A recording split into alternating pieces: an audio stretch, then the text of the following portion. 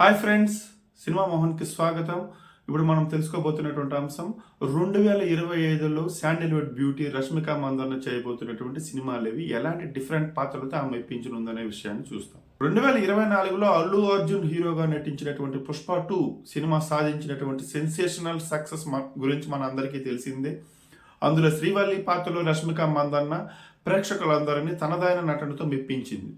ఇప్పుడు 2025లో అంటే 2024లో ఆమె ఒకే ఒకటి సినిమా చేసింది. అంటే ఆమె నటించినటువంటి సినిమా, రష్మిక మందన్న నటించినటువంటి సినిమా 2024లో ఒకే ఒకటి రిలీజ్ అయింది. అదే పుష్ప 2 అనమాట. అది సెన్సేషనల్ బ్లాక్ బస్టర్ హిట్ అయింది అనమాట. 2023లో కూడా రష్మిక మందన్నకి ఒక sensational block buster hit movie ఉంది. అదే యానిమల్. అలాగే ఇప్పుడు 2025కి వస్తే ఆమె ఎన్ని సినిమాలు చేస్తుందనే వివరాల్లోకి వెళ్తే మనము ఒకవైపు సౌత్ని, మరోవైపు నార్త్ని రెండింటిని బ్యాలెన్స్డ్గా చేస్తూ ఆమె డిఫరెంట్ సినిమాలను ఎంచుకుంటూ ప్రేక్షకులను మెప్పించే ప్రయత్నం అయితే చేస్తుందన్నమాట.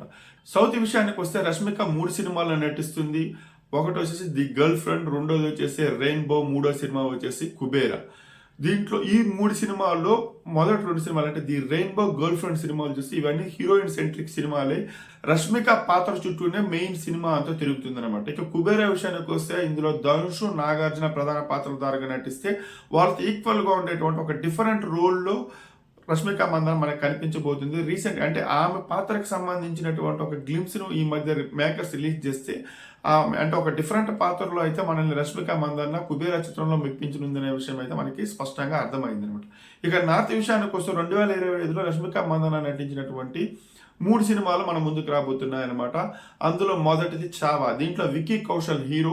ఇది ఒక పీరియాడిక్ మూవీ అనమాట. ఇందులో రష్మిక మందన్న ఒక మహారాణి పాత్రలో కనిపించనుంది.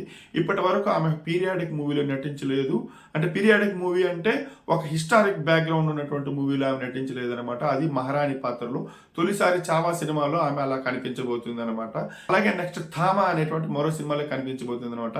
ఈ థామా సినిమా వచ్చేసి కూడా డిఫరెంట్ మూవీ అనమాట. ఆమెకి సంబంధించి ఏంటా డిఫరెంట్ అంటే హారర్ థ్రిల్లర్ అనమాట. ఇప్పటి వరకు రష్మిక మందన్న హారర్ థ్రిల్లర్ నటించలేదు.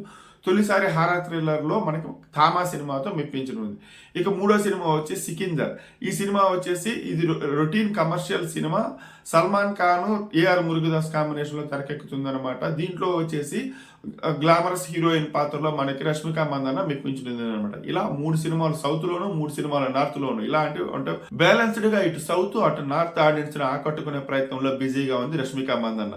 మరి ఈ సినిమాల్లో ఆమెకి సక్సెస్ అని తెచ్చిపెట్టేవి ఏంటి, ఏ సినిమాల్లో ఆమెకి నెక్స్ట్ రేంజ్కి హీరోయిన్గా ఆమెకి నెక్స్ట్ రేంజ్కి తీసుకెళ్తాయి అనేది మాత్రం తెలియాలంటే మనం వెయిట్ చేయాల్సిందే.